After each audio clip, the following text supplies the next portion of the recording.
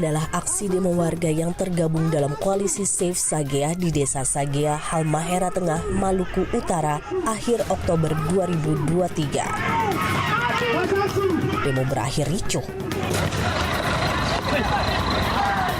Warga marah. Mereka mengklaim aktivitas tambang mengotori dan mencemari Sungai Sagea.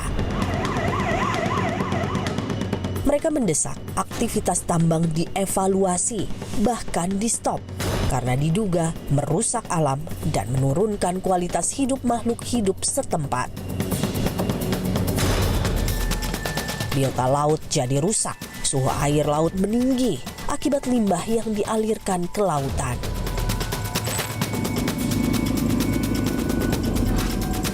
Begini rupa Sungai Sagea saat tercemar. Sebelumnya, Sungai Sagea jernih seperti ini.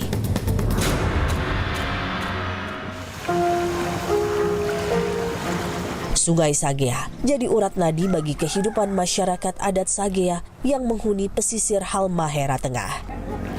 Hidup mereka amat bergantung pada Sungai Sagea, tak terkecuali Nafsia Soleman. Jadi air ini kan ini kehidupan masyarakat Sagea. Jadi air ini juga diminum, mencuci juga di air ini, di sungai ini.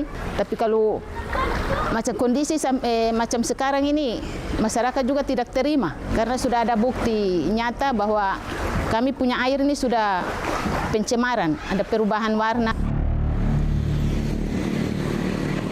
Pembukaan lahan oleh perusahaan tambang di area hulu diduga biang keladi air jadi kotor. Biasanya, air sungai berubah keruh jika hujan turun amat lebat.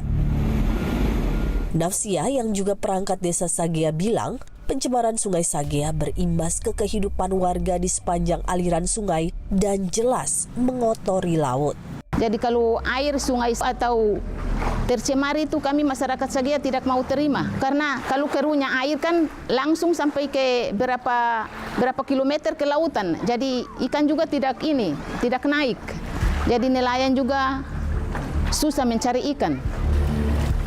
Perempuan paruh baya ini cemas. Jika kerusakan lingkungan terus dibiarkan, bakal membuat generasi mendatang ikut ketiban nelangsa. Kami itu kan cuman khawatir kami punya anak cucu. Kami ini kan sudah tidak lama lagi hidup di dunia. Sudah mungkin tinggal beberapa tahun lagi sudah pulang meninggal. Jadi yang kami khawatir itu cuma kami punya anak cucu. 5 tahun terakhir, perusahaan tambang masif beroperasi di Halmahera Tengah. Apalagi sejak lahirnya kawasan industri tambang yang dikelola PT IWIP, Indonesia Weda Bay Industrial Park di Kecamatan Weda Tengah dan Utara, Agustus 2018. Kawasan industri ini jadi program prioritas nasional yang berstatus objek vital nasional. Memiliki lahan seluas 5.000 hektar, kawasan industri PT IWIP mengelola nikel dan produksi komponen baterai kendaraan listrik. Selama 5 tahun terakhir, 15 perusahaan tumbuh di sana. Tim Berkas Kompas mendatangi kantor PT IWIP, tapi tak ada pihak manajemen yang bisa ditemui. Berarti saya harus menyurat dulu ke manajemen begitu ya, baru bisa untuk melakukan konfirmasi.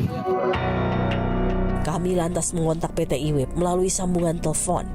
Petinggi perusahaan membantah aktivitas tambang mencemari area Sagea.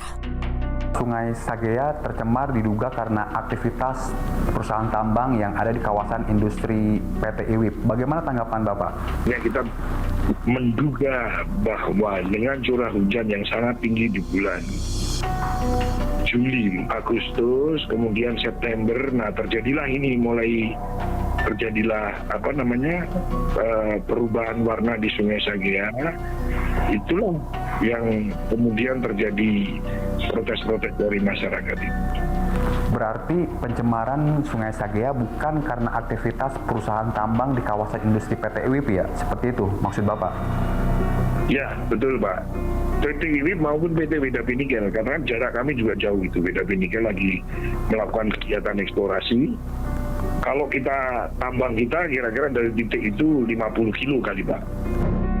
Penjabat Bupati Halteng yang kami temui bilang sedang membentuk tim lintas pemangku kepentingan untuk memastikan dugaan pencemaran di Sungai Sagea. Saya tidak menjas bahwa itu terjadi pencemaran.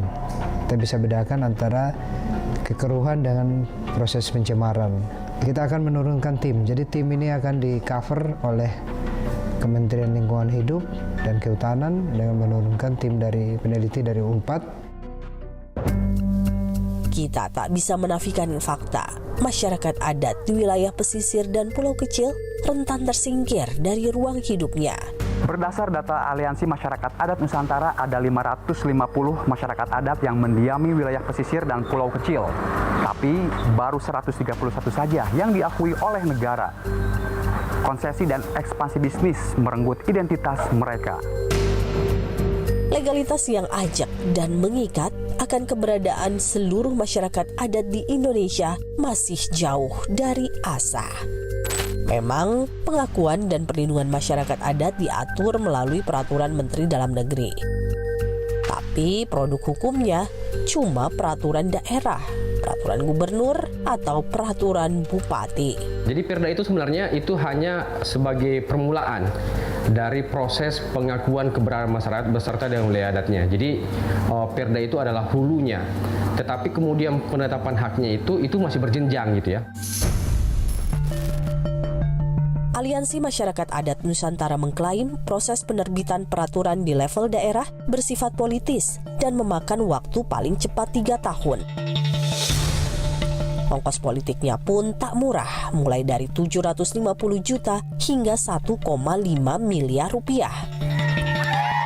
Tak heran, baru 23% saja masyarakat adat di wilayah pesisir dan pulau kecil yang diakui negara. Negara belum sepenuhnya hadir memberi perlindungan pada mereka. Negara hadir dalam bentuk penggusuran. Negara hadir dalam bentuk merampas wilayah masyarakat adat, tapi negara belum hadir untuk memastikan jaminan perlindungan, pengakuan, dan pemenuhan hak masyarakat di pesisir dan pulau kecil. Jika ruang hidup terus berbenturan dengan kepentingan bisnis dan konsesi, maka negara ibarat sedang menggali kuburan bagi masyarakat adat.